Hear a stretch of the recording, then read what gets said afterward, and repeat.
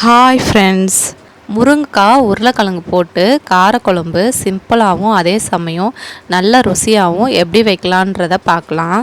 இந்த காரக்குழம்பு நம்ம செய்யும் போது எல்லாருக்குமே பிடிக்கும். குழந்தைங்களும் சாப்பிடுவாங்க, பெரியவங்களும் சாப்பிடுவாங்க.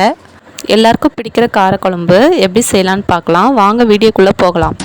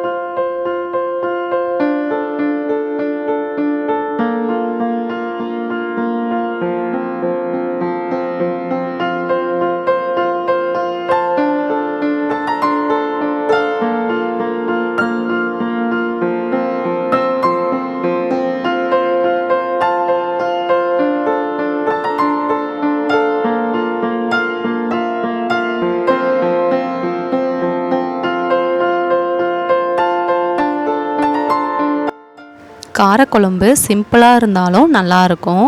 அதுக்கு காரணம் நம்ம 1 by 1 சேர்த்து செய்கிற பக்குவம் தான். முருங்கைக்காவும் உருளைக்கிழங்கும் தண்ணி ஊற்றி ஒரு 10 நிமிஷம் வேகட்டும். காய் அரை வேக்காடு தான் வெந்திருக்கணும், ஃபுல்லாக வேகக்கூடாது. குழம்போட காரத்துக்கு ஏற்ற மாதிரி தான் புளி சேர்த்துக்கணும். நெல்லிக்காய் அளவு புளி கரெக்டாக இருக்கும். நெல்லிக்காய் அளவு புளி ஊற வச்சு கரைச்சி வச்சுருக்கேன். காய் வேகிறதுக்கு ஒரு தட்டு போட்டு மூடிடலாம்.